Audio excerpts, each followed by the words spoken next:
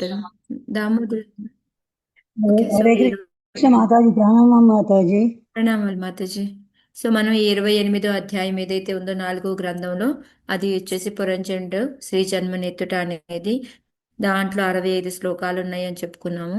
దాంట్లో 1 నుంచి 17 శ్లోకాల వరకు చూస్తే మనం పురంజనుడు ఏ విధంగా అంటే 27 శ్లోకాల వరకు కూడా మన 1 నుంచి 17 వరకు ఏంటంటే ఏ విధంగా ఆ పురంజనుడు అనే యొక్క రాజ్యంలోకి లేకపోతే ఆయన యొక్క శరీరం మీదకి ఈ కాలకన్య. కాలకన్య అంటే ఎవరు గుర్తొచ్చిందా?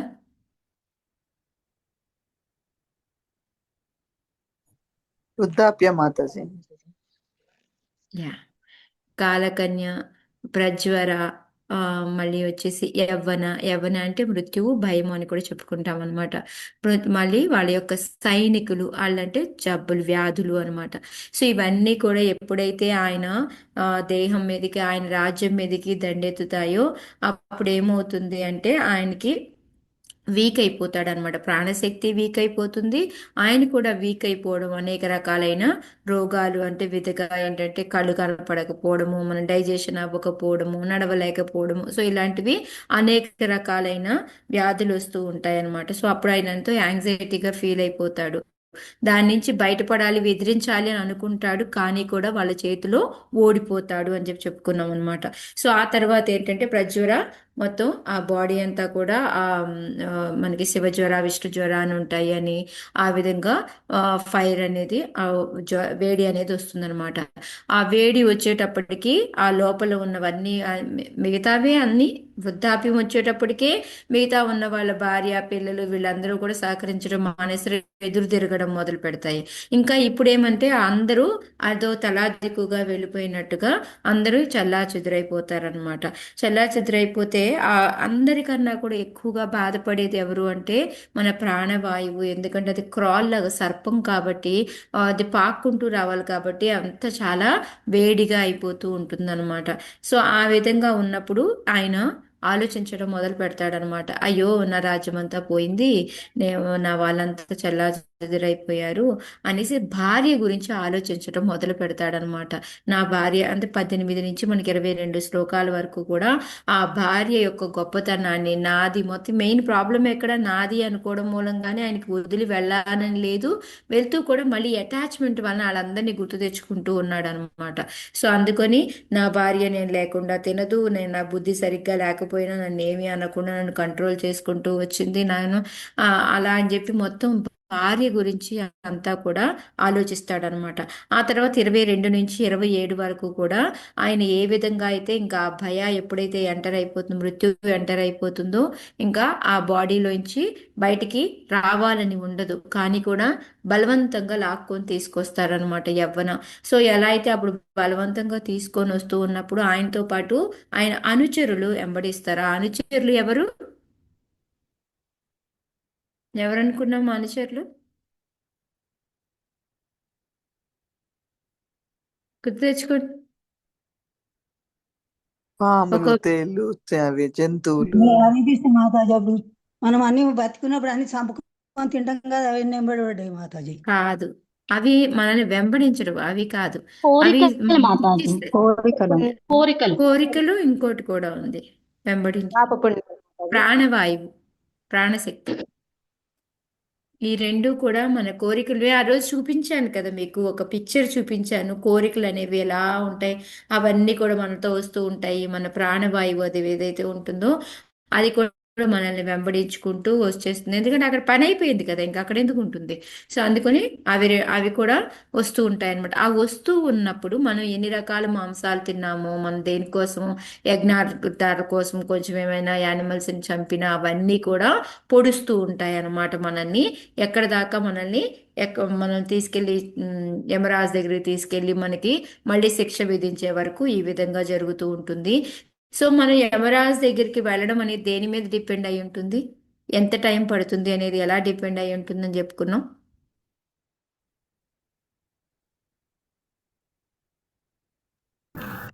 బంధాల మీద మాతాజీ, అంటే మనం ఎంత అటాచ్మెంట్స్ పెంచుకున్నాం అదండి.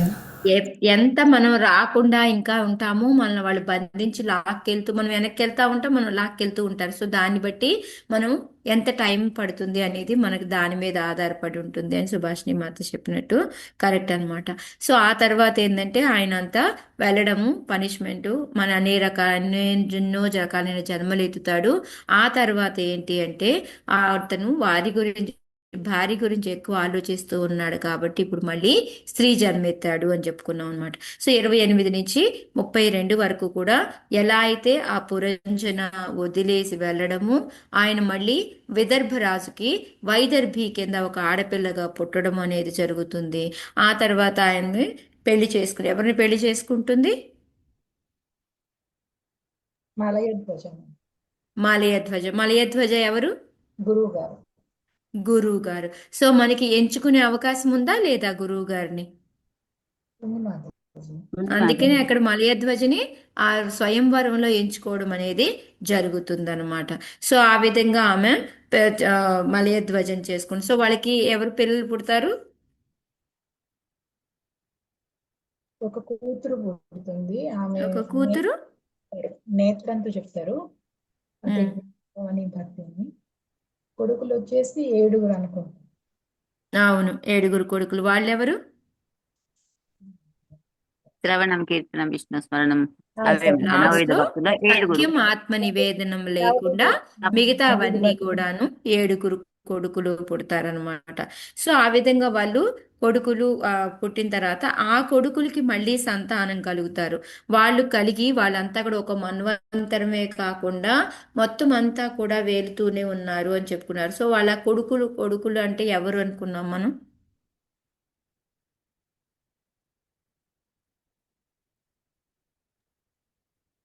హరే కృష్ణ మాతాజీ, భక్తిలోని వివిధ మార్గాలు. పరంపర.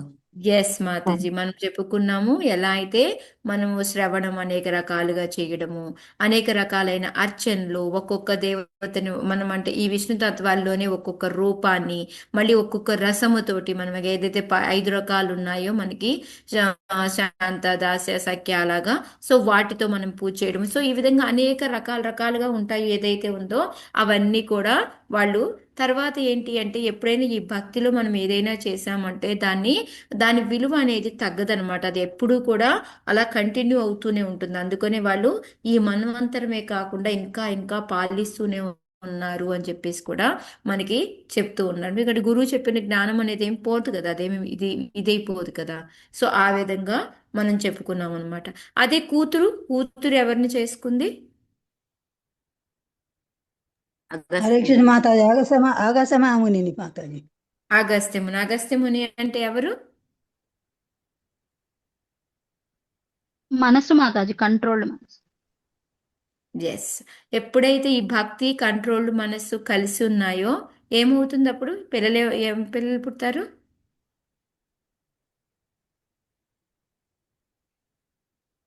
ఏమవుతుంది మన భక్తి? రుచి అని అనుకున్నాం మాతాజీ. హరే కృష్ణ. దృఢవ్రత మాతాజీ, దృఢంగా తయారవుతుంది. ఎటువంటి అడ్డంకులు లేకుండా చాలా దృఢంగా చేస్తాం దృఢవ్రత అనేసి. తర్వాత మళ్ళీ వాళ్ళకి ఇంకొక అబ్బాయి పుడతాడు. ఆ అబ్బాయి పేరేంటి?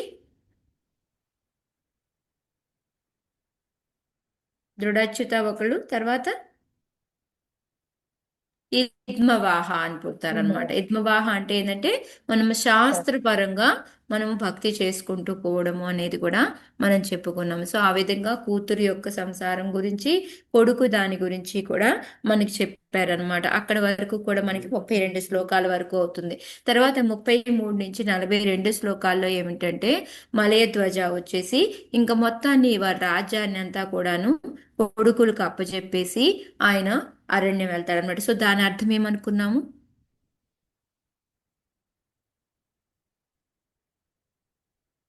వానప్రస్థానికి వెళ్తున్నట్టుగా. అంటే శిష్యులకు అప్పగించేసి ఆ, ఎగ్జాక్ట్. గురువు ఆ, వెళ్ళిపోతారు మాతాజీ ఎస్ సన్యాసం. మాత సుధీర మాతాజీ. సో ఎప్పుడైతే గురువులు ఒక వాళ్ళ శిష్యులు ఆ దాన్ని స్వీకరించి దాన్ని ఇంకా మొయ్యగలరు అని అనుకున్నప్పుడు వాళ్ళకి ఆ బాధ్యతలను అప్పచెప్పి గురువు గారు ఏం చేయాలి అంటే లాస్ట్ లో మా ఆయన ఓన్లీ అంత కాన్సన్ట్రేషన్ అంతా భక్తి మీదే భగవంతుడి మీదే పెట్టడానికి వానప్రస్థం లాగా లేదంటే అడవులకి వెళ్ళడం అనేది చేస్తారనమాట.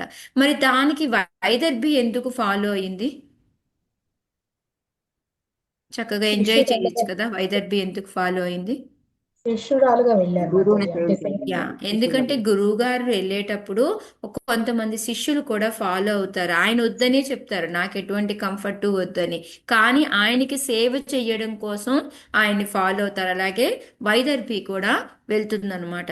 వెళ్ళిన తర్వాత అక్కడ మలయధ్వజ వచ్చేసి ఆయన చేసే ఆస్టారిటీస్ ఎలా ఉంటాయి అంటే ఓన్లీ కందకా అవి కందమూలాలు అవి తినడము, అక్కడ ఉన్న నదుల్లో స్నానం చేయడము. సో ఏ అడవికి ఏ కొండకి వెళ్తారు వీళ్ళు? వెంకటాచలం.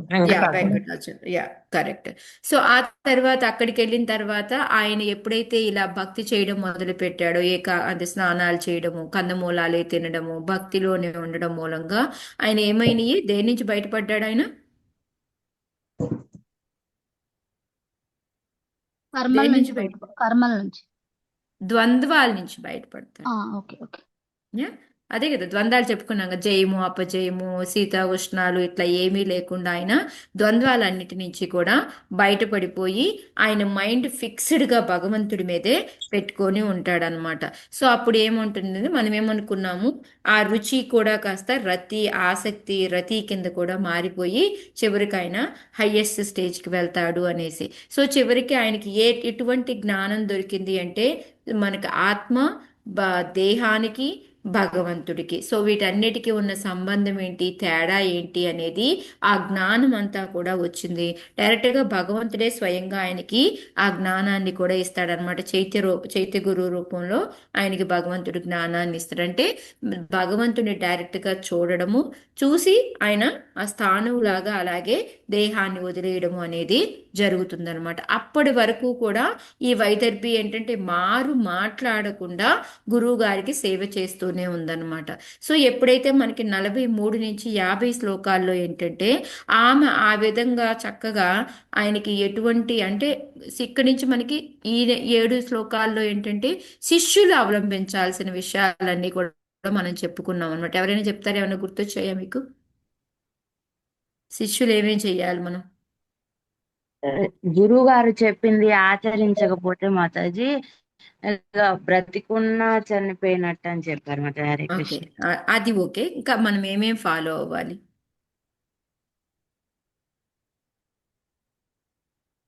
మన కంఫర్ట్స్ చూసుకోకూడదు. ఆమె ఏ విధంగా అయితే వైదర్భి మాట్లాడకుండా ఆయనకి సేవ చేస్తూనే ఉంది. రెండోది వచ్చేసి బట్టలు లాంటివి కూడా అంటే ఎక్కువగా అలంకరించుకోవడము చూపించుకోవడము అవన్నీ కూడా చేయకుండా ఆమె డిసేబుల్స్ కూడా మనం ఏం చేయాలి, మన కంఫర్ట్ కాదు మనం గురువు గారికే సేవ చేస్తూ ఉండాలి అని చెప్పేది మనం తెలుసుకున్నాము. నెక్స్ట్ ఎప్పుడు కూడా సర్వీస్, ఇంక రెండో మనకి ఇంకోటి ఏమీ లేదు అని చెప్పి తెలుసుకున్నాం అనమాట. సో ఆ తర్వాత ఏంటంటే ఎప్పుడైతే ఆయన చనిపోయాడు అని తెలియదు అప్పటి వరకు కూడా సేవ చేస్తూనే ఉంది. ఎప్పుడైతే మలయధ్వజని కాళ్ళను ముట్టుకున్నప్పుడు చల్లగా తగులుతుందో అప్పుడు ఆయన చనిపోయాడు అని తెలుసుకొని చాలా బాధపడుతుంది. సో మనం బాధపడాలా లేదా? మంచి అసోసియేషన్. గురువు గారు పోయినప్పుడు మనం బాధపడతాం, ఎందుకంటే మనకి దగ్గరగా తండ్రిగా మన నుండి ఆదరించే ఆయన లేరు కాబట్టి ఇంకా. సో అది ఉంటుంది, గురు విరహ అంటాము మనం, అది ఉంటుంది. కాకపోతే ఏంటంటే ఆ బాధలో పడిపోయి మన డ్యూటీ మర్చిపోకూడదు, అది మాత్రం కంపల్సరీ చెయ్యాలి అని చెప్పుకున్నాం అనమాట. ఆ తర్వాత ఏంటంటే ఆమె వెళ్ళి బాధతోటి నువ్వు ఎలా అయితే ఒక భూమిని ఎంతో జాగ్రత్తగా ఎటువంటి వాళ్ళు మోసగాళ్ళు లాంటి వాళ్ళు ఎవరు రాకుండా ఉండి కాపాడుకోవాలి, అలాంటిది నన్ను వదిలేసిపోయావు, నన్ను ఎవరు కాపాడతారు, నువ్వు లే అనేసి ఆమె ఎంతో బాధగా ఏడుస్తూ ఉంటుందన్నమాట. సో అప్పుడు ఆ తర్వాత మళ్ళీ కోలుకొని ఆయనకి చిత్తి అంతా కూడా ఏర్పరిచి అందులోనే తను కూడా సతీ సహగమనం అవడానికి దానిలోకి వెళ్ళబోతూ ఉంటుంది. అప్పుడు ఆయనకి ఒక ఓల్డ్ బ్రాహ్మణుడు వస్తాడనమాట. వచ్చి ఆయన వస్తాడు భగవంతుకి. మనకి ఇక్కడ మెయిన్గా మనకి 51వ శ్లోకంలో చెప్పింది ఏంటి అంటే, మనము భగవంతుడిని తృప్తిపరచాలి అంటే మనం గురువు కనుక ఆయనకి సేవ చేసుకుంటూ ఉంటే దాని ద్వారా భగవంతుడు సంతృప్తి చెందుతాడు. దానివల్ల మనకి భగవంతుడి యొక్క దర్శనం అవుతుంది. ఆయనే మనకి నాలెడ్జ్ ఇస్తాడు అవసరమైనప్పుడు అనేది అంతా కూడా మనము 51వ శ్లోకంలో తెలుసుకున్నాం అనమాట. సో 52 నుంచి ఇప్పుడు అతను అజ్ఞాత పరమాత్మ ఒక బ్రాహ్మణుడి రూపంలో వచ్చున్నారు. వాళ్ళిద్దరికి ఏమి సంభాషణ జరిగింది, ఏ విధంగా ఆమెను ఓదార్చాడు అనేది మనం ఇప్పుడు 52 నుంచి మనం చూద్దాం. ఎందుకంటే చాలా రోజులు అయిందని నేను మళ్ళీ మొత్తం చెప్పుకోవచ్చు అనమాట. మధ్యలో మనకు బాగా గ్యాప్ వచ్చింది కదా. బ్రాహ్మణ ఉవాచ కాత్వం కస్యాసి కో వాయం శయానో యస్య శోచసి జానాసి కిం సఖాయం మాం యేనాగ్రే విచచర్తః. పద్మాక్షి మాత చదువుతారా? హరే కృష్ణ. ఓకే మాతాజీ. బ్రాహ్మణ వాచ త్వం కస్యాసి కో వాయం శయానో యస్య శోచసి జానాసి కిం సఖాయం మాం ఏనాగ్రే విచర్తమః. బ్రాహ్మణుడు ఇట్లు ప్రశ్నించును, నీవెవరు, ఎవరి భార్యవు, పుత్రికవు, ఇచ్చట పడియున్న వ్యక్తి ఎవరు, నీవు ఈ మృత శరీరం కొరకై విలపించుచున్నట్లుగా గోచరించుతున్నది. నీవు నన్ను గుర్తించలేదా? నేను నీ నిత్య సఖుడను. గతమున పలుమార్లు నీవు నాతో సంప్రదించిన విషయమును నెత్తికి తెచ్చుకొను. Hare Krishna. Thank you.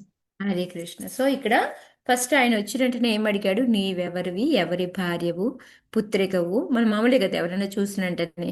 So ఇక్కడ బ్రాహ్మణుడు మరి ఫ్రెండే అని చెప్తే ఎందుకు అడిగాడు ఇవన్నీ?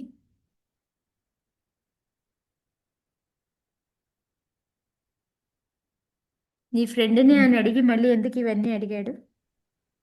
అంటే గుర్తించలేకపోయినట్లున్నాను, అందువల్ల ఇప్పుడు బ్రాహ్మణుడికి తెలుసు ఎవరు అనేది, కానీ ఎందుకు అడిగాడు నువ్వెవరు, ఎవరి భార్యవి, పుత్రికవి అని? ఆయనకి తెలుసు కదా, భగవంతుడికి తెలియదా పరమాత్మ రూపంలో ఉన్న ఆయనకి కదా. ఇప్పుడు బ్రాహ్మణ రూపంలో ఎవరు వచ్చింది? పరమాత్మ కదా. తన స్మృతిలో ఉందో లేదో పరమాత్మ తెలుసు తెలుసుకోవడానికి, కదా, మరి ఎందుకు అడిగాడు?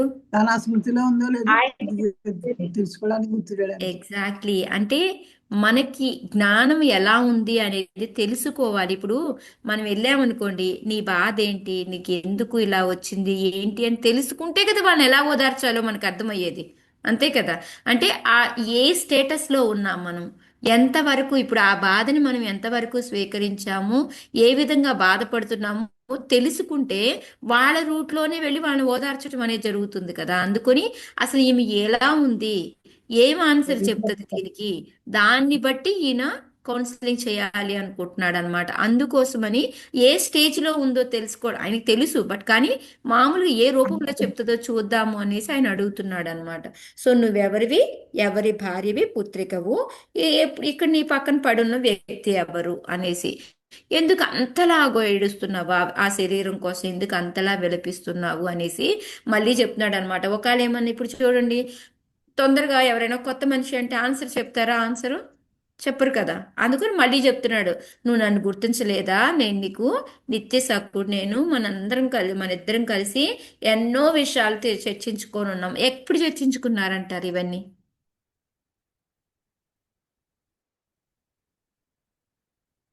పలుమార్లు నువ్వు నాతో సంప్రదించిన విషయం నువ్వు జ్ఞప్తికి తెచ్చుకోను అని చెప్తున్నాడు. నారదుడు కూడా చెప్పారు, పరమాత్మ చెప్తారు, భక్తిలో మాతాజీ ఉన్నప్పుడు నాతో మాట్లాడతారు, డిస్కస్ భక్తిలో ఉన్నప్పుడు తను మాట్లాడుకున్నట్టు అంటే బాగుంటుంది. యజ్ఞాలే చేస్తూ ఉన్నాడు కదా మాతాజీ ప్రాచీన భక్తి. అంటే ఆయనకు అసలు భక్తి ఈ అనేది జన్మ ఉందా? అని కాదు మాధవ్, అసలు మనం జన్మ తీసుకోకముందు కూడా మనతో ఉంటాడు కదా భగవంతుడు ఆధ్యాత్మిక లోకంలో. గుర్తించలేదు. యా అదనమాట ఆయన చెప్పడం. మనం ఇంతకుముందు ఎన్నోసార్లు మనం చర్చించుకున్నాము అంటే మనకి ముందు నువ్వు ఇప్పుడు భక్తి అది వదిలేయండి. మనకి ముందు మనం ఎప్పుడైతే భౌతిక ప్రపంచానికి రాకుండా ముందున్నామో ఫస్ట్ అందరమే అక్కడ ఉన్నాము. అప్పుడు భగవంతుడితో చర్చించుకునే వాళ్ళమే కదా, ఆయనతో చర్చించే కదా నేను ఇంకెళ్ళిపోతాను, నేను ఇలాగ ఎంజాయ్ చేయాలనుకుంటున్నాను అని కదా మనకి ఎందుకు వచ్చాము. సో అదనమాట ఆయన చెప్తుంది. అది కాక ఎప్పుడైతే ఒక్కొక్కసారి ఏమవుతుందంటే గురువులతో సంప్రదించినా కూడా తెలియకుండానే మనకి పరమాత్మ అనేది జ్ఞానం ఇస్తూ ఉంటారనమాట. సో ఆ విధంగా కూడా చెప్పుండొచ్చు అనమాట. సో అందుకని ఆయన నాతో ఎన్నోసార్లు నువ్వు సంప్రదించావు, అది గుర్తు తెచ్చుకో అని చెప్పేసి చెప్తూ ఉన్నారనమాట. సో అందుకే ఇందాక ప్రపాదుల వారు మనకి ఎందుకంటే మనకి ఎవరైనా చనిపోయినప్పుడు శ్మశాన వైరాగ్యం అంటాం మనం. సో అప్పుడు మనకి ఒకేసారి విరక్తి అనేది వస్తుంది లైఫ్ మీద. ఏంటి ఈ జీవితం, ఇది ఎందుకు, ఇవన్నీ ఈ ఈ అటాచ్మెంట్స్ అన్ని వేస్ట్, అది ఇది అనేసి మనకు ఒకేసారి ఎంత పెద్ద జ్ఞానం వచ్చేస్తుందంటే, కానీ ఆ జ్ఞానం ఎంతోసేపు ఉంటుంది, ఎంతసేపు ఉంటుంది? ఎందుకు శ్మశాన వైరాగ్యం అంటారు? అంతసేపు మాతాజీ అక్కడి నుంచి బయటకు వచ్చే వరకు అక్కడి నుంచి వచ్చి మనం ఇంటి దగ్గర స్నానం చేసే వరకే ఉంటుంది. స్నానం చేసి అంతే. మళ్ళీ ఇంట్లోకి వెళ్ళిన వెంటనే మళ్ళీ మన ఫ్యామిలీ మనది.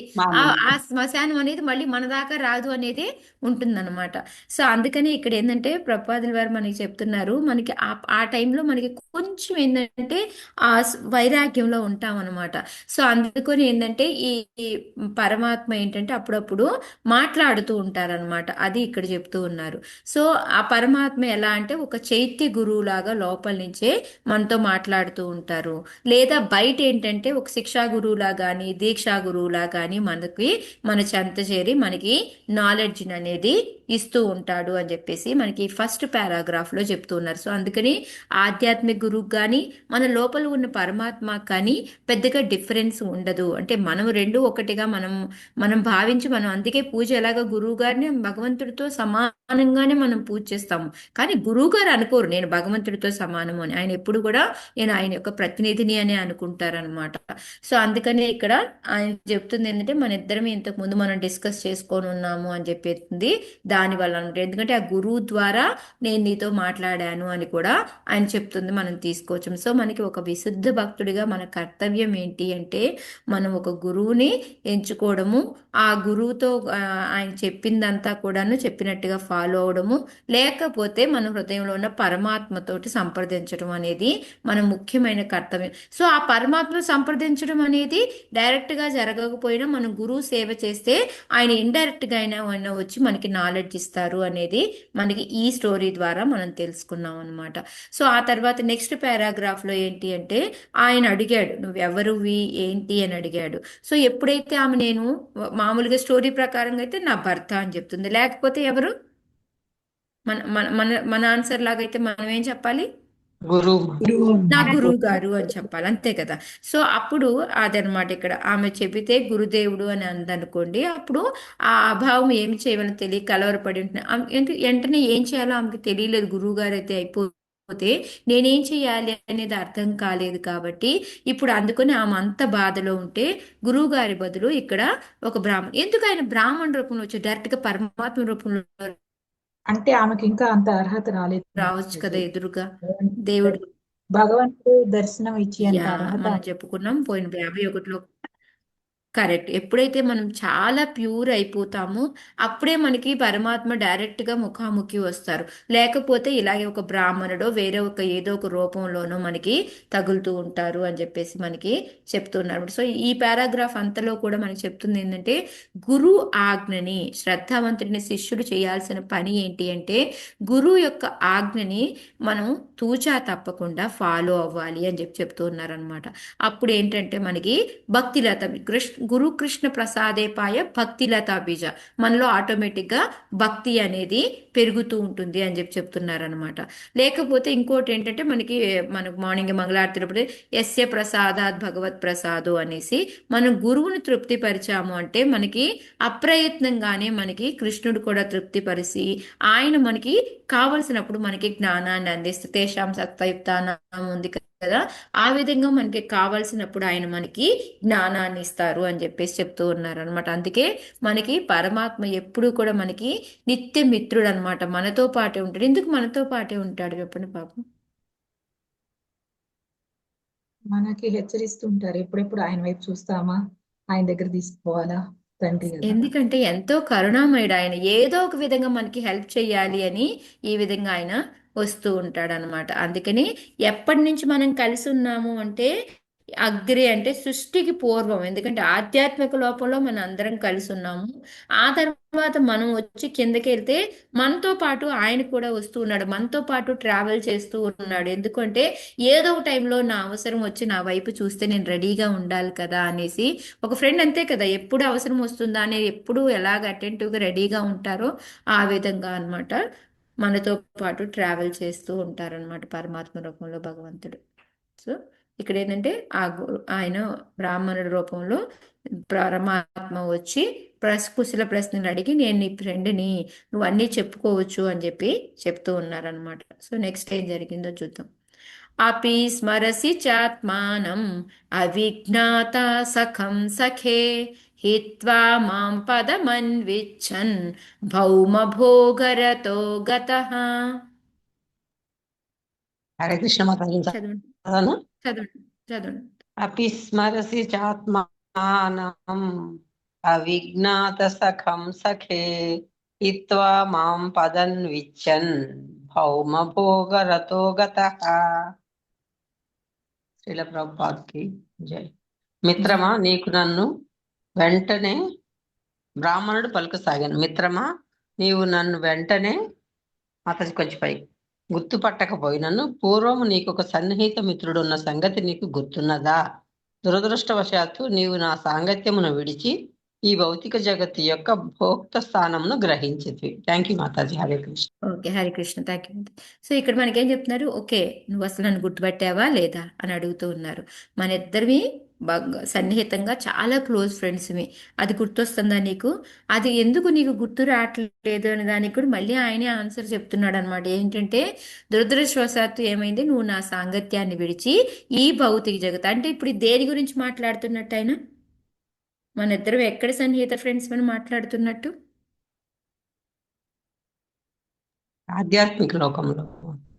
ఎస్ మాతాజీ, ఆధ్యాత్మిక లోకంలో ఉన్నప్పుడు మన ఇద్దరం చాలా బెస్ట్ ఫ్రెండ్స్. ఎందుకు మనం ఈ భౌతిక ప్రపంచానికి వచ్చామంటారు? ఏంటి కారణం?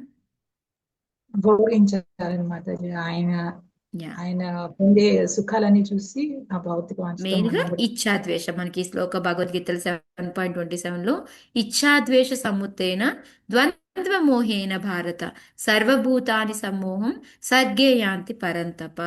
సో ఏ శత్రుంజయ అని చెప్పేసి ఆయన చెప్తూ ఉన్నాడు అనమాట అర్జునుడికి. ఈ కోరిక ద్వేషము, ద్వేషం ఎవరి మీద అంటారు?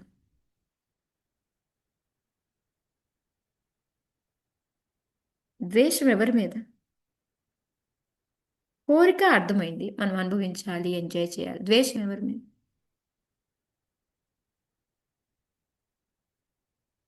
భగవంతుడి మీదే మాతాజీ. మనం అనుకుంటాము అలా అని, కానీ మనం పైన ఉన్నప్పుడు భగవంతుడితో ఉన్నప్పుడు భగవంతుడు ఎందుకు అంత ఎంజాయ్ చేస్తున్నాడు, ఆయనే ఎందుకు భోక్తలాగా ఉండాలి, నేను ఎందుకు భోక్తలాగా అవ్వకూడదు అని ఆయన మీద యొక్క ద్వేషంతో మనకి కోరికతోటి మనం ఈ కిందకు వచ్చామన్నమాట. అది మెయిన్గా మనకి తెలియాల్సింది. సో అందుకని అంటే మనం ఆ విధంగా ద్వేషం అనే పదము కొద్దిగా టఫ్ గా ఉంది. అందుకే వాడెవరు భగవంతుడి మీద ద్వేషం అనే విషయాన్ని చెప్పుకోలేకపోయింది. కానీ ఉంది అవును మాతాజీ. మాతాజీ. అదే మనకి 9th చాప్టర్ లో అనసూయవే యా ఈర్ష్య అంటే మన భగవంతుడి మీద ఈర్ష్య ఎందుకు ఉంటది అని అనుకుంటాము. ఎందుకు అంటే అది మనము ఈర్ష్య అంటే మన భగవంతుడి మీద ఈర్ష్య అంటే ఏదో కనపడే ఈర్ష్యే కాదు మాతాజీ. భగవంతుడి యొక్క గొప్పతనాన్ని మనం పొగడలేకపోతున్నాము అంటే కూడా అది ఈర్ష్యతో సమానం. సో అట్లాగే ఏంటంటే ఇక్కడ ద్వేషం అంటే చూపించేలాగా రగిలిపోయేటట్టు అలా ఏమీ కాదు. అక్కడ ఏంటంటే ఆయన ఎందుకు ఎంజాయ్ చేయాలి, నేను ఎందుకు ఎంజాయ్ చేయకూడదు, ఆయన గొప్ప ఏంటంట, నా గొప్ప తక్కువ ఏంటంట. సో ఇదన్నమాట ద్వేషం అంటే ఇది. అంతే కదా, మనకి నచ్చిన వాళ్ళ మీద మనకి కోపం వస్తూ ఉంటుంది, అది ద్వేషం పెరుగుతూ ఉంటుంది. సో ఆ విధంగా అన్నమాట. ఓకేనా మాతాజీ, ఇది కరెక్టేనా? సో అది ఇక్కడ మనకి ఏంటంటే ఫస్ట్ దాంట్లో ఎందుకు మనం భౌతిక జగత్తుకు వచ్చాము అంటే మనకి ఈ రెండిటి వలన ఈ కారణాల వలన అనేసి మనం చెప్తూ ఉన్నాం. కానీ భగవంతుడు ఎప్పుడైతే మనకి ద్వంద్వాలతోటి ద్వేషంతో మనం భౌతిక జగత్తు కావాలి అని కోరుకొని మనం అనుభవించాలి అనుకొని కిందకు వచ్చాము. కానీ భగవంతుడు ఎంత కరుణామయుడు అంటే మనతో పాటు ఆయన కూడా ఈ విష్ణు తత్వాలుగా మన కోసం భౌతిక ప్రపంచాన్ని తయారు చేశారు. దానికోసం కారణోదక సాయి విష్ణు అని, క్షీరోదక సాయి విష్ణు, గర్భోదక సాయి విష్ణు కింద మారారు. అలాగే ఎన్నో రకాలుగా ఒక గురువుని, ఆధ్యాత్మిక గురువును పంపించటము, ఈ విధంగా ఆయన కూడా పలు రకాలుగా మారి మనతో పాటు కూడా ఆయన కూడా ట్రావెల్ చేస్తూ ఉన్నాడు అనమాట.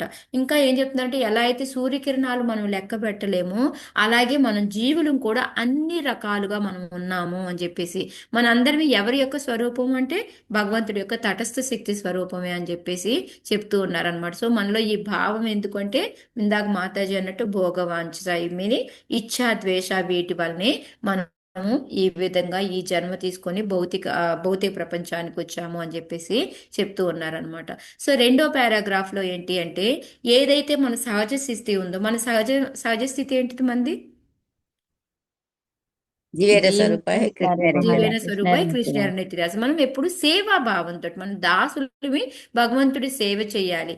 కానీ ఎప్పుడైతే మనం ఏంటంటే కృష్ణుడిలాగా మనము ఉండాలి, కృష్ణుడిలానే అనుసరించాలి అని మనం ఎప్పుడైతే అనుకరించాలి అనుకున్నామో అప్పుడు మనం ఏంటంటే ఈ భౌతిక ప్రపంచానికి వచ్చి పడ్డాము అనేసి. సో ఇదంతా కూడా మనకి తెలిసిందే, మనం ఎందుకు ఇక్కడికి వచ్చాము, మళ్ళీ మనం ఏం చేసుకొని వెళ్ళాలి అనేది. కాకపోతే మనకి భగవంతుడికి ఉన్న సంబంధం ఎప్పుడు నిత్యమైనది. మనం ఏంటంటే ఈ భౌతిక ప్రపంచానికి వచ్చాం కాబట్టి మన యొక్క అసలు స్థితి మనని మర్చిపోయాం అనమాట. మళ్ళీ ఎప్పుడైతే ఈ భక్తుల సాంగత్యం కానీ, భగవంతుడి పంపించే ప్రతినిధి గురువు సాంగత్యాల వలన కానీ, మనకి ఏంటంటే ఈ పరమాత్మ వలన కానీ, ఈ వీటి వలన ఏమవుతుందంటే మనకి మళ్ళీ తిరిగి నాలెడ్జ్ అనేది వచ్చి దాని ప్రకారంగా మళ్ళీ మనం భక్తి చేసుకొని మళ్ళీ ఏదో ఒక రోజు మనం భగవద్ధామానికి తిరిగి వెళ్తాం అనమాట. సో ఇట్లా వెళ్ళడానికి, మనం ఇక్కడికి రావడానికి, మళ్ళీ తిరిగి వెళ్ళాలా లేదా అని చేసుకోవడానికి మనకి భగవంతుడు ఏమి ఇచ్చాడు? మనమే డిసైడ్ చేసుకోవచ్చు. ఎందుకు ఇచ్చాడు ఆ డెసిషన్ పవర్ మనకి? అది ఒక బుద్ధి అనేది ఇచ్చారు మాతాజీ. జంతువులకి లేదు, స్వాతంత్రం మనకు చిన్న మైన్యూట్ స్వాతంత్రం. మిగతా అంతా కూడా అసలు ఫుల్గా వదిలేసి ఉంటే మనం ఇంకా ఏమైపోయి ఉండేవాళ్ళము. మనకి ఇచ్చిన చాలా చాలా మైన్యూట్, చాలా చిన్న స్వాతంత్రానికే మనం ఇలా తయారయ్యామన్నమాట. సో అందుకని ఇక్కడ ఏంటంటే యాక్చువల్గా మనము ఆ భగవంతుడి సేవ చేసుకుంటూ ఉంటే మనం ఎంతో ఉత్కృష్టమైన స్థానానికి వెళ్ళాల్సిన వాళ్ళము. అంటే భగవంతుడితో పాటు ఉండి దాస్యలోనూ సఖ్యలోనూ దేంట్లోనూ భగవంతుడితో సేవ చేసుకుంటూ ఎంజాయ్ చేస్తూ ఉండాల్సిన వాళ్ళమి మనకి ఈ స్వతంత్రం ఇచ్చి మీ ఇష్టం అని చెప్పినందుకు మనం చివరికి ఏంటంటే ఇక్కడికి వచ్చి పడ్డాం అనమాట. ఈ జన్మ మరణ చక్రాల్లో పడి మనకి అనేక రకాలు పిల్లి, కుక్క, దేవత ఏది కావాలంటే అంటే మనం చేసుకున్న దాన్ని బట్టి మన ఈ 84 లక్షల జీవరాశులు ఏమున్నాయో అవన్నీ అనమాట. అయితే ఇక్కడ ప్రపాదుల వారు ఒకటి చెప్తున్నారు, మనకి డార్విన్ సిద్ధాంతం అని ఉంది కదా. మరి ఇప్పుడు దీన్ని బట్టి మనము అందరం ఒకేసారి వచ్చాం, పిల్లి, కుక్క, అన్ని వృక్షము అన్నీ కూడా. మరి ఇప్పుడు డార్విన్ సిద్ధాంతం ఏంటిది? అందరం చదువుకున్నాము సోషల్లో. ఏంటి డార్విన్ సిద్ధాంతం? నెమ్మదిగా పెరుగుతూ వచ్చాం మనం. కోతి నుంచి ఎలుకబంటి నుంచి మానవుడు తయారయ్యాడని. మరి ఇక్కడేమో మనందరం ఒకేసారిగా ఎన్ని రకాలుగా మారుతున్నామంటే అన్ని ఒకేసారి జన్మ అని చెప్తున్నారు. 84 లక్షల జీవరాశులు ఒకేసారి జన్మెత్తినాయి, అంతేకాని ఒకదాని తర్వాత మార్పిడి చెంది ఇంకోటి రావడం అనేది జరగలేదన్నమాట. అదే ఇక్కడ మనకి ప్రపాతులు వారు చెప్తున్నారు. ఆ డార్విన్ సిద్ధాంతం ఏదైతే ఉందో అది కూడా రాంగు అని చెప్తున్నారు అనమాట. అంతేకాకుండా భగవంతుడు ఏంటంటే ఎప్పుడైతే నువ్వు నా శరణు చూస్తావో నీ బాధ్యత నేను తీసుకుంటాను అని ఆయన మనల్ని వెంబడిస్తూ మనతో పాటు వస్తూనే ఉన్నారు. సో భగవంతుడు ఎలాంటి వాళ్ళు అంటే ఆయన మనకి ఎప్పుడూ కూడా మహేశ్వరుడు ఆయనే, భోక్త ఆయనే, మళ్ళీ ప్రొప్రైటరు ఆయనే, మళ్ళీ మనకి సుహృదుడు అనమాట, మనకి ఫ్రెండ్ కూడా ఆయనే అని చెప్పేసి మనకి ప్రపాదుల వారు మనకి చెప్తూ ఉన్నారనమాట. సో అందుకని ఏంటి అంటే మనం అనుకునే అంటే మన గత కోరికలను బట్టి, మనం చేసిన కర్మలను బట్టి మనము ఏ దేహం తీసుకుంటాం అనేది దాని మీద ఆధారపడి ఉంటుంది అని చెప్పేసి చెప్తూ ఉన్నారనమాట. ఓకే. ఈ డార్విన్ సిద్ధాంతంది అది. సో మనము అందరం ఒకేసారి వచ్చాము అని చెప్పడానికి మనకి బ్రహ్మదేవుడు రావడం, బ్రహ్మదేవుడి తర్వాత మనకి ఈ ఏదైతే మన క్రియేషన్ పార్ట్ ఉందో దాంట్లో చూసాము అన్ని రకాల జీవులు కూడా మనం చేసుకున్న కర్మను బట్టి మారిపోతారు అనేసి సో అది చెప్పారనమాట. సో ఓవరాల్గా ఏంటి, మనతో పాటు భగవంతుడు ఎంతో దయతోటి మనతో పాటు ట్రావెల్ చేస్తూ ఉన్నాడు, మనం అది గుర్తించాలి అనేది మెయిన్ పాయింట్ అన్నమాట ఇక్కడ మనకి. హరే కృష్ణ మాతాజీ, ఒక్క చెప్పండి. శ్లోకంలోనే మొత్తం జీవితం మొత్తం అర్థమవుతుంది కదా ఎస్ మాతాజీ. మాతాజీ, సృష్టించిన నాకు ఆయన అదే అనుకున్నాను. భోగించాలనుకుంటాడు కానీ ఆ, సృష్టించిన ఆయన భోగించాలి కానీ మనమేం నువ్వు కూడా సృష్టించుకో, నువ్వు కూడా భోగించుకో కదా. అవును. విశ్వాన్ని సృష్టించింది ఆయన, కానీ భోగించాలనేది ఇచ్చాద్వేషం వచ్చింది కానీ మరి నేను సృష్టిస్తా అనే ఆలోచన ఎందుకు రాలేదు మాతాజీ? ఇంత అది తప్పు చేసి చేయలేం ఇక్కడ కదా పడ్డాం మాతాజీ, మనం. అది అదే చేయలేం. మరి అంత అది అపరాధ తెలుసు మనం మనకి. చేసి పడ్డాం. అదే. అదే ఇప్పుడు వచ్చింది. హరే కృష్ణ. హరే కృష్ణ. హంసావహం చ త్వం చార్య సఖాయౌ మానసాయనౌ అభూతామంతరావౌకః సహస్ర పరివత్సరాన్. హరే కృష్ణ మాతాజీ. చదవండి ఇందిరా మాతాజీ. హంసావహం చ త్వం చార్య సఖాయౌ మానసాయనౌ అభూతమంతరావౌకః సహస్ర పరివత్సరాన్. ఆర్య, నీవు నేను హంసల వంటి వారము, మానస సరస్సు వంటి ఒకే హృదయమున మనము కలిసి జీవింతుము. వేలాది సంవత్సరములుగా మనము కలిసి జీవించుతున్నప్పటికీ మన అసలు గృహము నుండి ఇంకనూ దూరముగానే ఉన్నాము. సో ఎప్పుడైతే ఇంకా గుర్తు తెచ్చుకో అని చెప్పి మన ఇద్దరం ఎన్నోసార్లు ట్రావెల్ చేసామో గుర్తు తెచ్చుకో అని చెప్తే ఇంకా గుర్తు రాక ఇంకా ఆమె ఎదురు అడుగుతుంది అనమాట. నాకేం తెలియట్లేదు, నాకు నువ్వే చెప్పు అంటే ఇప్పుడు చెప్తున్నాడు అనమాట. ఆయన బ్రాహ్మణుడే చెప్తున్నాడు, ఓహో నీకు గుర్తు రాలేదా అని. మన ఇద్దరమి హంసల వంటి వారము. ఎందుకు హంసలతో పోల్చారు? హంసలు పవిత్రమైన అంటే వాటర్ నీరు పాలు విడదీస్తుందని. చేసుకుంటాం.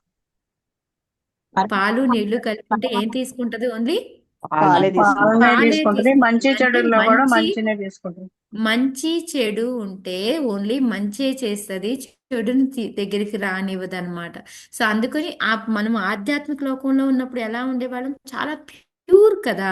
అందుకని అనమాట నీవు నేను హంసల వంటి వారమి. కాకపోతే ఎక్కడ ఉండేవాళ్ళం మనం? మానసరస్సు అని ఒకే హృదయంలో కలిసి జీవిస్తూ ఉన్నామంటే అక్కడ ఆధ్యాత్మిక లోకంలో మనం కలిసి ఉండేవాళ్ళం అనమాట. అలా ఎన్నాళ్ళలో మనం కలిసి ఉన్నాం, వేలాది సంవత్సరాలుగా మనం కలిసి జీవించాము. కానీ ఎప్పుడైతే అసలు గృహానికి మాత్రం ఇప్పుడు కూడా ఇంకా జీవిస్తూనే ఉన్నాం, కానీ అసలు గృహం దగ్గర లేము అని చెప్తున్నారు. ఎందుకంటారు? ఆధ్యాత్మిక ప్రపంచంలో లేం కదా మాతాజీ, మరి ఉంది భౌతికంలో కదా. యా, ఎందుకంటే ఆధ్యాత్మిక ప్రపంచాన్ని వదిలేసి భౌతిక ప్రపంచానికి వచ్చాం కాబట్టి మనం వచ్చామని మనతో పాటు పాపం ఆయన కూడా గర్భోదయ సాయి విష్ణువు లాగో లేకపోతే క్షీరోదక సాయి విష్ణువు లాగో మారి మనతో పాటు ట్రావెల్ చేస్తూనే ఉన్నారు. అందుకని మన ఇద్దరం కలిసి ప్రయాణిస్తున్నప్పటికీ కూడా మనం అసలు గృహంలో లేము అని చెప్పి ఇంకా చాలా దూరంగా ఉన్నాం. ఎందుకంటే భౌతిక ప్రపంచానికి ఆధ్యాత్మిక ప్రపంచం చాలా దూరం అన్నమాట. అందుకని మనం ఇంకా ఎక్కడో చాలా దూరంగా ఉన్నాము అని చెప్పి ఆయన గుర్తు చేయిస్తున్నాడు అనమాట. నేను ఎవరు అంటే పరమాత్మ అని. మన ఇద్దరం ఒకప్పుడు ఆధ్యాత్మిక లోకంలో ఉండేవాళ్ళమి. ఆ తర్వాత వచ్చేసి నువ్వు ఏదైతే ఇచ్ఛాద్వేషాలు వీటన్నిటి మూలంగా నీ భౌతిక భోగవాంఛ మూలంగా ఇక్కడికి వచ్చేసావు. కానీ నీతో పాటు నేను కూడా మళ్ళీ నీతో పాటు ట్రావెల్ చేస్తూ మన హౌస్ మన గృహానికి దూరంగా ఉన్నాము అని చెప్పి అదే చెప్తున్నారు అనమాట. సో ఇక్కడ అంతా కూడా ఈ పారాగ్రాఫ్ లో ప్రభుపాదుల వారు మెయిన్ గా మనము మన ఫ్రెండ్ని మర్చిపోవడం మూలంగానే ఇది జరిగింది, మనం ఇలా బయటికి రావడము అనేది, ఈ బద్ధ స్థితిలో పడి ఉండడం అనేది జరిగింది అని చెప్పి చెప్తున్నారు అనమాట. సత్వం విహాయ మాం బంధో గతో గ్రామ్యమతిర్మహీం విచరన్ పదమద్రాక్షీః కయాచిన్నర్మితం శ్రియా. చదవండి మాతాజీ. చిత్రపుడి మాత చదువుతారా? ఓకే మాతాజీ. హరే కృష్ణ. హరే కృష్ణ. హరే కృష్ణ. సత్వం విహాయ మాం బంధో గతో గ్రామ్యమతిర్మహీం విచరన్ పదమాద్రాక్షిః కయాచిన్మిరితం చిన్మిరితం నిర్మితం మితం మాతాజీ, శ్రియః నిర్మితం. నిర్మితం స్త్రియా. నిర్మితం శ్రియాః. హరే కృష్ణ. సారీ మాతాజీ. మిత్రమా నీవు నా అనువాద భాషను శిలప్రపాతికి. మిత్రమా నీవు నా పాత మిత్రుడవే, నీవు నన్ను విడిచితివి కనుక కాడు లౌకికుడవైతివి. నన్ను గాంచక నీవు ఒకానొక స్త్రీ నిర్మితమైన ఈ భౌతిక జగత్తునందంతటను నానా రూపములలో పరిభ్రమించుచున్నావు. Hare Krishna. Thank you. Hare Krishna. So నా పాత మిత్రుడు అంటే మనము ఆధ్యాత్మిక లోపంలో ఉన్నప్పుడు ఎప్పుడో మనం కలిసే ఉన్నాము, అక్కడి నుంచే మనం ఫ్రెండ్మి. కాకపోతే ఎప్పుడైతే మనం భగవంతుడిని వదిలేసి ఈ భౌతిక ప్రపంచానికి వచ్చామో అప్పుడు ఏమంటే మనం లౌకికులం అయిపోయాము అనమాట. సో లౌకికులం అయిపోయి మనం ఎక్కడ జన్మ తీసుకున్నాము వచ్చేసి ఈ భౌతిక జగత్తులు. ఈ భౌతిక జగత్తులు ఈ ప్రకృతి అనమాట. మెయిన్గా ఈ స్త్రీ అంటే ఎవరు అంటే మనం ఏమనుకుంటాము, ఓకే ఇప్పుడు లేడీగా వచ్చింది కాబట్టి అందుకని స్త్రీ నిర్మితమైన ఈ భౌతిక జగత్తు అంటే అది కాదు. ఇక్కడ ఏంటంటే ఆయన యొక్క బహిరంగ శక్తి ఏదైతే ఉందో ఆ భౌతిక జగత్తు ప్రకృతి అనేది, ఆ ప్రకృతి ఒక స్త్రీతో సమానం అనమాట. అందుకని ఆ ప్రకృతిలో ఏంటి మనం నానా రూపాల్లో, అంటే మీనింగ్ ఏంటి, నానా రూపాల్లో పరిభ్రమించున్నామంటే జన్మలు మాతాజీ, చాలా జన్మలు ఇందా చెప్పారు కదా, కుక్క, పిల్లి, దేవత, లేకపోతే మనిషి, వృక్షం, ఏదో దాంట్లో పడి తిరుగుతూ ఉన్నాం. ఎందుకు అలా పడి తిరుగుతున్నాం మనం? కర్మానుసారం ఏంటి మాతాజీ?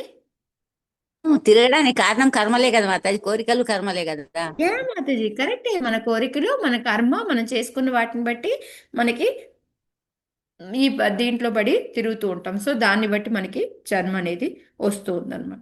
సో అదే ఇక్కడ ప్రపాదుల వారు కూడా మనకి ఎక్స్ప్లెయిన్ చేస్తున్నారు. స్త్రీ అంటే ప్రకృతి అని, అది భగవంతుడి యొక్క బాహ్య శక్తి అనేసి. అప్పుడు ఏంటంటే మనందరికీ తెలుసు ఎలాగ ఈ ప్రకృతి తయారవుతుంది అని. మనకి మహత్తత్వం ఇవన్నీ మనం నేర్చుకున్నాం కదా మీకు, దాని తర్వాత అన్నీ కూడా ఎలా తయారవుతాయి అనేసి. సో అది ఏంటంటే ఇక్కడ మనకి ఒక గృహం లాగా అని చెప్తున్నారు అనమాట. నామమాత్రం, ఎందుకు నామమాత్రం గృహం అన్నారు ఈ భౌతిక జగత్తుని? అశాస్త్రం కదా మాతాజీ, అద్భుతం కాదని. ఎప్పుడు, ఎందుకంటే ప్రళయం వచ్చిందంటే అది నాశనం అయిపోతుంది కదా, ఉండదు కదా మహాప్రళయం వచ్చినప్పుడు. సో అందుకని ఆ విధంగా చెప్తూ ఉన్నారనమాట.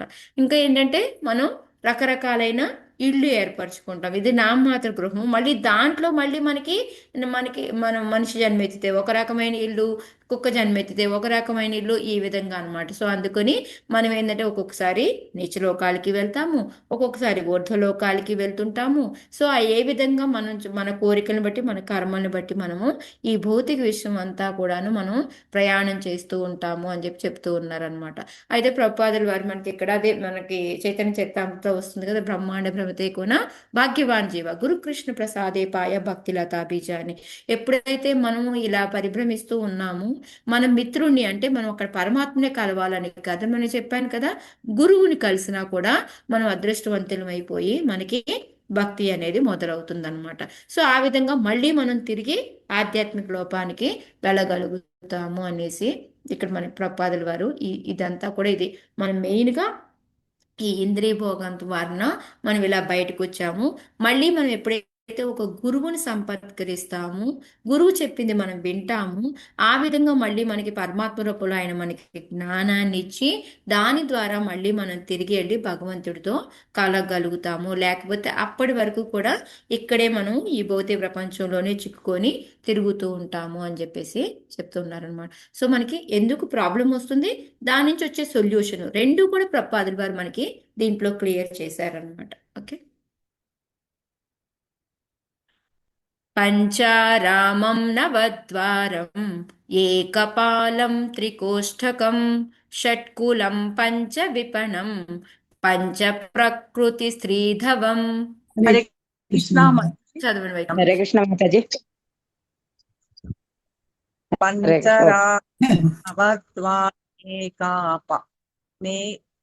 నవద్వారమే మాతాజీ పంచారామం నవద్వారం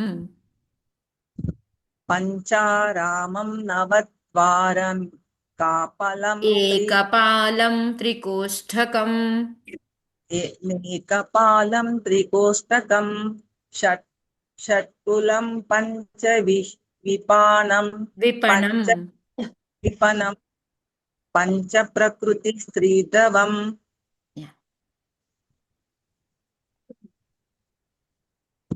ఆ పురమున భౌతిక దేహము 5 ఉపవానములు 9 ద్వారములు ఒక పాలకుడు 3 గృహములు 6 కుటుంబములు 5 అంగళ్ళు 5 భౌతిక అంగళ్ళు అంటే షాపులు. అంగళ్ళు 5 భౌతిక తత్వము కలవు.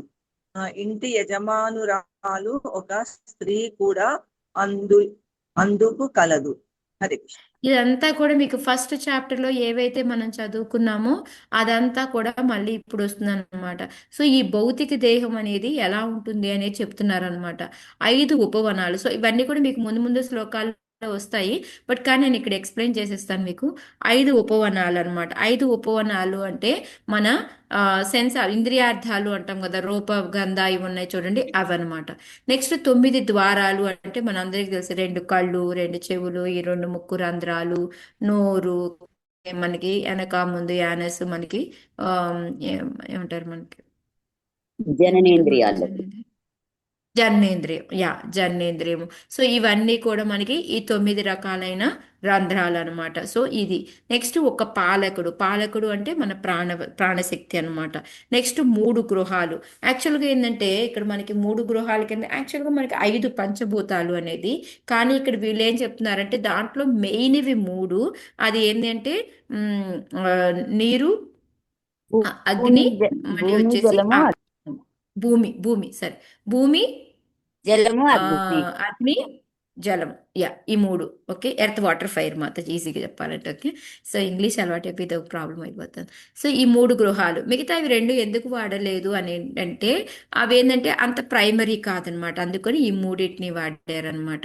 ఎందుకంటే మన దేహం పెరగడానికి మెయిన్గా మనకి ఈ ఎర్త్, వాటరు, ఈ అగ్ని అనేది ఈ 3 కావాలి. ఎందుకు అంటే మనం ఏదైనా తిన్నామనుకోండి, మనకి ఫుడ్ అరగాలి అంటే అగ్ని కదా కావాలి. ఆ విధంగా లేదా ఇప్పుడు ఈ ఎర్త్ అనేది లేదనుకోండి, పండించడము తినడము అనేది ఏమీ జరగదు కదా. సో అందుకని ఈ దేహం పెరగడానికి ఈ 3 మెయిన్గా కావాలి కాబట్టి అక్కడ ఈ 3 గృహాలు అని చెప్పారనమాట. నెక్స్ట్ 6 కుటుంబాలు అనమాట. 6 కుటుంబాలు అంటే మన ఏ అయితే జ్ఞానేంద్రియాలు ఉన్నాయో 5 ప్లస్ అయ్యే కాకుండా ఒక మైండ్ అనమాట. సో ఇవి మొత్తం కలిపి 6 కుటుంబాలు అనమాట, అంటే మనతో పాటు ఉండే అనమాట. 5 అంగళ్ళు అంటే ఏంటంటే మన ఏమంటారు కర్మేంద్రియాలు, మనకి ఏదైతే ఉందో కాళ్ళు చేతులు ఉన్నాయి కదా, అవన్నమాట. సో ఇవన్నీ 5 కర్మేంద్రియాలు. నెక్స్ట్ వచ్చేసేసి 5 భౌతిక తత్వాలు అంటే మనకి ఈ గ్రాస్ ఎలిమెంట్స్ అంటాం కదా, మనకి ఈ పంచభూతాలువి, అవి కూడా మళ్ళీ చెప్తూ ఉన్నారనమాట.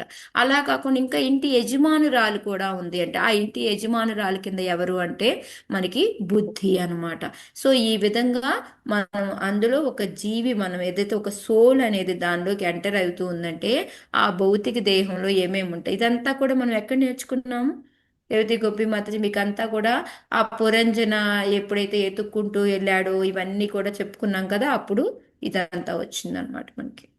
సో దాన్ని మళ్ళీ వివరిస్తూ ఒక్కొక్క శ్లోకాలే వచ్చింది. సో మళ్ళీ చెప్పుకుంటూ వెళ్దాం మనం. ఓకే, పంచేంద్రియార్థ ఆరామ ద్వార ప్రాణనవ ప్రభో తేజో బన్నాని కోష్ఠాని కులమింద్రియ సంగ్రహ. హరే కృష్ణ మాతాజీ. హరే కృష్ణ మాతాజీ. హరే కృష్ణ. చదవండి.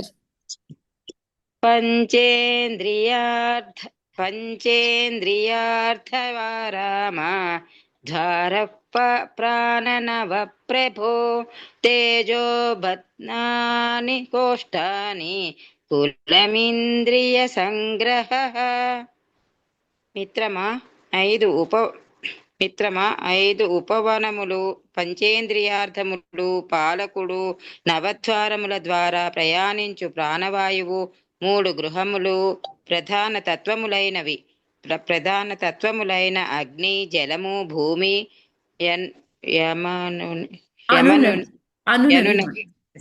యనునవి పంచేంద్రియములు మరియు మనస్సు కలిసి 6 కుటుంబములైనవి. హరే కృష్ణ. థ్యాంక్ యూ మాతాజీ. ఇందాక మనం ఏదైతే చెప్పుకున్నామో ఇది 5 ఉపవనాలు అంటే రూపము, రసము, గంధము, శబ్దము, స్పర్శ అన్నమాట ఇవి. ఓకే, నెక్స్ట్ పాలకుడు ఎవరు అంటే ప్రాణవాయువు అన్నమాట. 3 గృహాలు ఏంటి అంటే అగ్ని, జలము, భూమి అన్నమాట. నెక్స్ట్ మనకి 6 కుటుంబాలు అంటే మన పంచేంద్రియాలు ప్లస్ అది కాకుండా మనస్సు అన్నమాట. సో ఇవన్నీ కలిపి వీటితోటి మన దేహం అనేది తయారవుతుంది అని చెప్పి చెప్తూ ఉన్నారనమాట. ఓకే, విపణస్తు క్రియాశక్తిర్భూతప్రకృతిరవ్యయా శక్త్యధీశः పుమాంస్త్వత్ర ప్రవిష్టో నావబుధ్యతే. చదవండి మాతాజీ. హరే కృష్ణ మాతాజీ. కనుకోండి మాతాజీ. 3:30 అన్నారు కదా. అమ్మా చదవనండి. కనుకోండి మాత చదవండి. నెక్స్ట్ జయశ్రీ మాత చదువుతారు. విపణస్తు క్రియాశక్తిర్భూత ప్రకృతిరవ్యయ సత్యధీశ పుమాం స్వత్ర ప్రవిష్టో భుజ్యతే. 5 కర్మేంద్రియములే 5 అంగళ్ళు, నిత్యమైన 5 తత్వముల సమిష్టి శక్తిచే అవి పనిచేయను. ఈ కర్మలన్నింటి వెనుక ఆత్మ కలదు. అట్టి ఆత్మ పురుషుడు నిజముగా భోక్త అయినను అతడిప్పుడు దేహమనుడి పురమునందు దాగి ఉన్నందున జ్ఞానరహితుడై ఉన్నాడు. హరే కృష్ణ మాతాజీ. హరే కృష్ణ. ఇందాక మనకి ఉపవనాలు చెప్పారు, 9 ద్వారాలు చెప్పారు. ఒక గాడ్ ఎవరు అంటే ప్రాణవాయువు అని చెప్పుకున్నాము. 3 అపార్ట్మెంట్ ఇల్లు లాంటి ఏంటి అంటే ఎర్త్, అదే భూమి, అగ్ని, భూమి, అగ్ని, జలము. ఓకే, ఇది చెప్పుకున్నాము. నెక్స్ట్ 6 కుటుంబాలు ఏంటి అంటే మనకి జ్ఞానేంద్రియాలు ప్లస్ మనకి ఒక మైండ్ కలిపి అనమాట. నెక్స్ట్ వచ్చేసి 3 భవనాలు ఏంటి అంటే మన 5 అవి వచ్చేసి ఏ వేటితో అయితే మనకు పనిచేయాలో అవి ఇక్కడ వచ్చిందనమాట. ఈ శ్లోకాల్లో మనకి ఏ అయితే కర్మేంద్రియాలు ఉన్నాయో అవే మనకి 5 అంగళ్ళు అని చెప్పుకున్నారనమాట. ఆ తర్వాత ఏంటంటే ఈ 5 తత్వాలు ఏవైతే ఉన్నాయో అవన్నీ కలిపి మనతో సమిష్టిగా పనిచేస్తాయి అనేసి. సో యాక్చువల్గా ఇక్కడ ఏంటంటే ఈ 5 సమిష్టి అనేవి గ్రాస్ ఎలిమెంట్స్ అనే మామూలుగా మనం ఏంటంటే పంచభూతాలని మనం గ్రాస్ ఎలిమెంట్స్ అనుకుంటాం కదా. కానీ ఇక్కడ ఏం చెప్తున్నారు అంటే వాటన్నిటిని మనలో ఉండే మాంసము, ఏమంటారు, ఎముకలు, దమనులు, సిరులు ఇవన్నీ చెప్తూ ఉంటారు చూడండి మాతాజీ. వీటన్నిటిని కలిపి అనమాట. సో వీటన్నిటితో పాటు మనకి శరీరం అనేది ఈ కర్మేంద్రియాలు మిగతా ఇవన్నీ కూడా కలిపి పనిచేయడం అని మొదలు పెడతాయి అనమాట.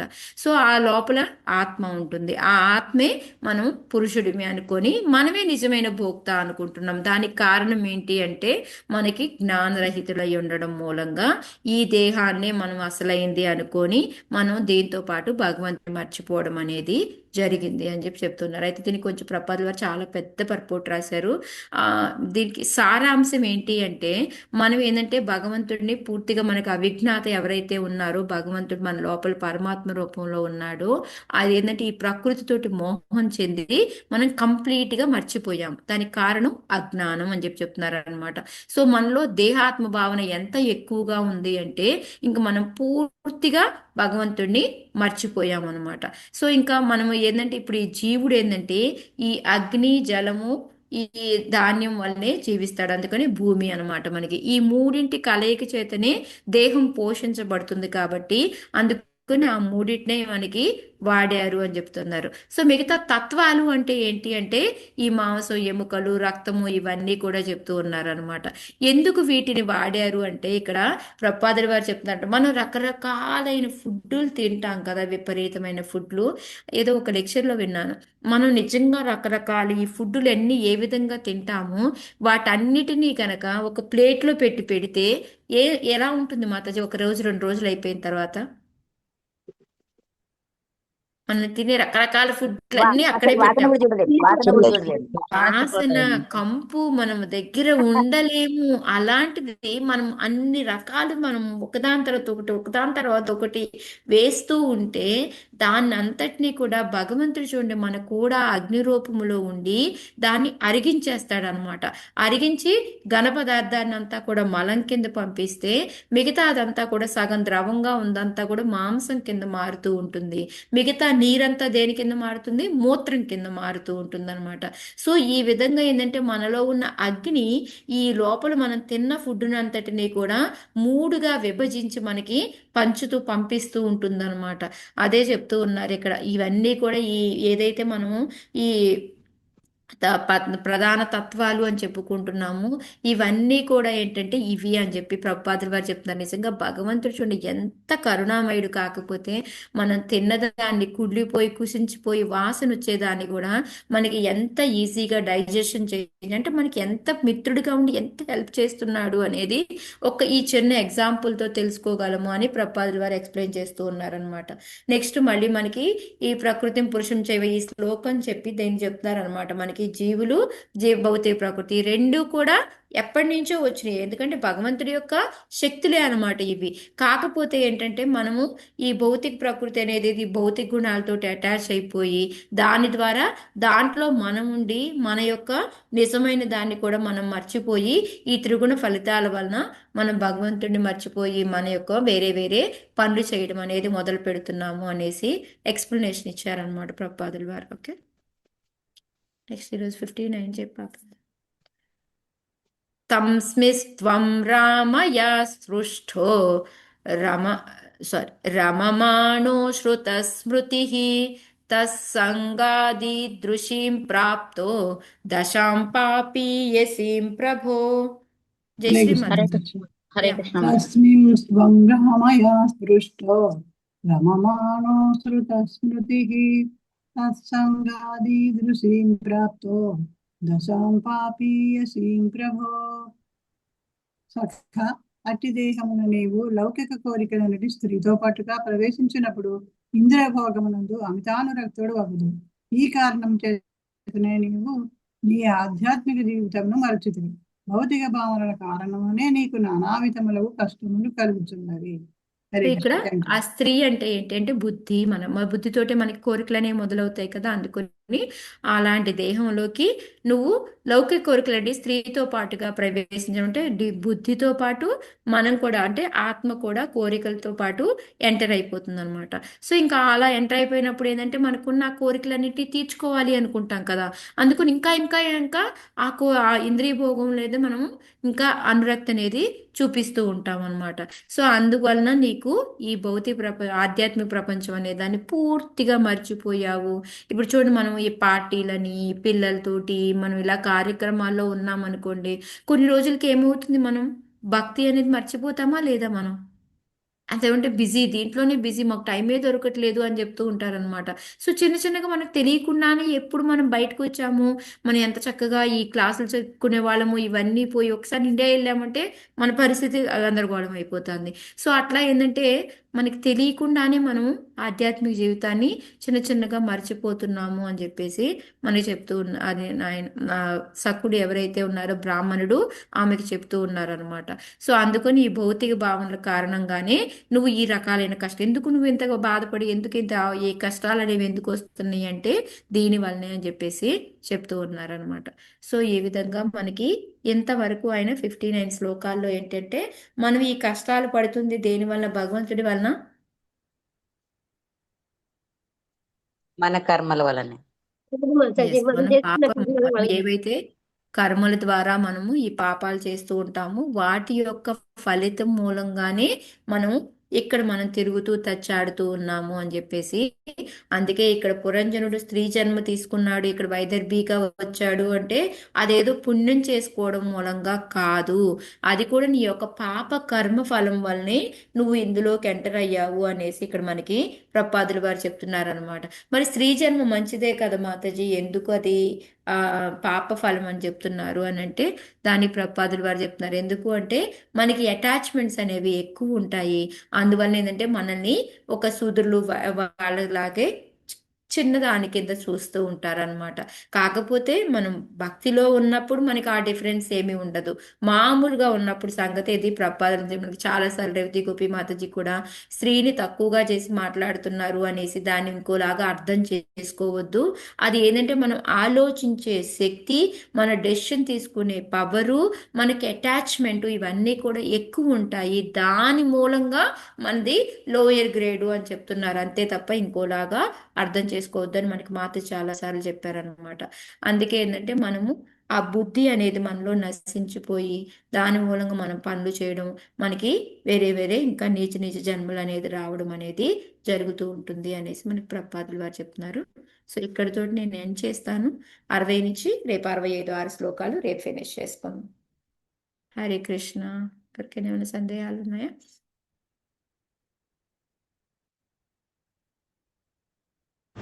హరే కృష్ణ. ఓవరాల్ ఒకసారి చెప్పండి ఈ ఎన్ని ఏం అర్థం కాలేదని. సో చెప్పండి. ఇవాళ చెప్పుకున్న శ్లోకాల్లో మెయిన్గా మనం తెలుసుకోవాల్సినవి ఏంటి అంటే, మనకి పరమాత్మ అనేది మనకి లోపల నుంచి కానీ బయట నుంచి కానీ మనకి జ్ఞానాన్ని ఇస్తారు. ఎప్పుడు ఆ జ్ఞానాన్ని మనకి ఇస్తారు అంటే, మనము గురువుని ఎప్పుడైతే మనం గురువు యొక్క సేవ చేస్తామో అప్పుడు. కానీ ఇక్కడ ఎందుకు వైదర్భికి బ్రాహ్మణ రూపంలో వచ్చారు అంటే, ఆమె ఇంకా పూర్తిగా అంటే పూర్తిగా భక్తిలో ముందుకు వెళ్ళలేదు, ఆ క్వాలిఫికేషన్ రాలేదు కాబట్టి ఆయన బ్రాహ్మణ రూపంలో. సో అలాగే మనకు కూడా ఒక్కొక్కసారి ఒక ఫ్రెండ్ రూపంలోనో తెలియకుండానే మనకి ఇక్కడ క్లాసులు అవుతున్నాయి ఇలా అని తెలుసుకోవడం, మనం మళ్ళీ క్లాసులు జాయిన్ అవ్వడం, మనకి నాలెడ్జ్ రావడం అనేది జరుగుతూ ఉంటుంది. ఆ విధంగా మనకి గురువు దొరకడం ఇదంతా కూడా జరుగుతూ ఉంటుంది అనమాట.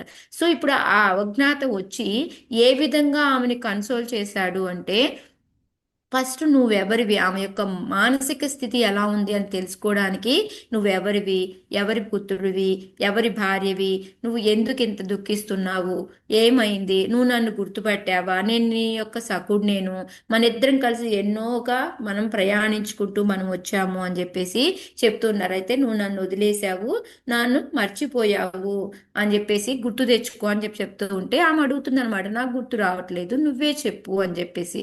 నాకు అంటే అప్పుడు చెప్తున్నాడు అనమాట, మన ఇద్దరివి 2 హంసలు లాంటి వాళ్ళమి. కాకపోతే ఏంటంటే నువ్వు ఆ ఆధ్యాత్మ ప్రపంచాన్ని వదిలేసి ఈ ప్రయాణించుకుంటూ మనం ఈ గృహాన్ని విడి చాలా దూరంగా వచ్చావు అని చెప్పేసి చెప్తూ ఉన్నారనమాట. ఎందుకు అలా వచ్చాము అనే దానికి కూడా ఆయన 55 శ్లోకాలు రీజన్ చెప్పారనమాట. ఎందుకంటే మన యొక్క కోరికల మూలంగా, మనం భోగించాలి అనుకోవడం మూలంగా మనము అక్కడ ఉన్న ఆ ఆధ్యాత్మిక ప్రపంచాన్ని వదిలేసి ఈ భౌతిక ప్రపంచానికి మనం వచ్చి పడ్డాము. అది కూడా మాయ వలనైనా చెప్పుకోవచ్చు, లేదా మన యొక్క కోరికల వలనైనా అని చెప్పుకోవచ్చు అనమాట. సో ఆ తర్వాత నువ్వు అలా వచ్చి ఇక్కడ అనేక పలు రకాలైన జన్మలు తీసుకుంటూ ఈ ప్రకృతిలో పడి ఉన్నావు అని చెప్పేసి, ఈ ప్రకృతి అనేది ఒక స్త్రీ అనుకుంటే అక్కడ వచ్చేసి మనము అనేక రకాలైన జన్మలు ఎత్తుతూ ఉన్నాము. ఆ జన్మల్లో కూడా ఏంటంటే మనం చేసుకున్న పాపాన్ని బట్టి, సో ఆ జన్మలు తీసుకుంటూ మనము ఒక దేహంలోకి ఎంటర్ అవుతాము. ఆ దేహం ఏంటి అంటే దానికి 5 ఉపవనాలు ఉంటాయని, 9 ద్వారాలు ఉంటాయని, ఒక పాలకుడు ఉంటాడని, 3 అంగళ్ళు ఉంటాయని, 6 కుటుంబాలు ఉంటాయి అనేసి. సో ఈ విధంగా మనకి అన్నీ చెప్పుకుంటూ వచ్చారు. అవి ఏంటి అనేది మళ్ళీ మనకి శ్లోకాల్లో ఒక్కొక్క దాంట్లో చెప్పుకుంటూ వచ్చారనమాట. 5 మనకి ఏమంటారు వాటిని, 5 అంగళ్ళు, అదే 5 ఉపవనాలు అని అంటే మనకి ఏదైతే రూప గంధ అవి ఉన్నాయి కదా, ఇంద్రియార్థాలు అని చెప్తాం కదా, వాటి కింద అనమాట. అదే మళ్ళీ మనకి 9 ద్వారాలు అంటే మనకి నవద్వారాలు మన అందరికీ కూడా తెలిసిందే. ఆ తర్వాత ఇంకేంటి మాట చెప్పుకున్నా, ఒక గాడ్, పాలకుడు ఎవరు అంటే ఏంటిది, ఇది పాలకుడు ఎవరు,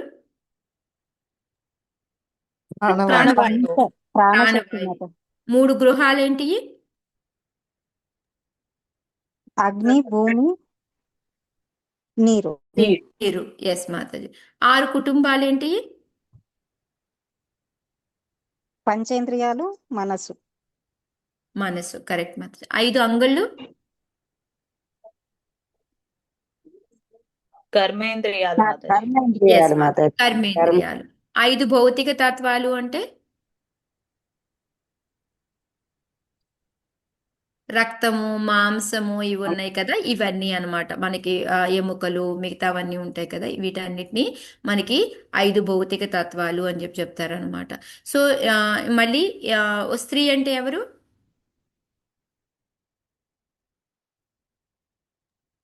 ప్రకృతి.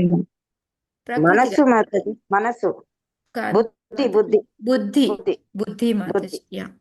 సో బుద్ధి మళ్ళీ జీవ ఎవరు అంటే మనం ఆత్మ అన్నమాట, ఏదైతే ఉందో అది. సో ఆ విధంగా ఏంటంటే మనం ఈ దేహంలోకి ఎంటర్ అయిపోతాము. మనం చేసే కర్మలను బట్టి మనం ఉన్నత లోకాలకా లేకపోతే కింద లోకాలకా అనేసి మనం తిరుగుతూ ఉంటాము అని చెప్పేసి చెప్పారనమాట. ఓకే. సో ఇప్పుడు నెక్స్ట్ 60 నుంచి ఏంట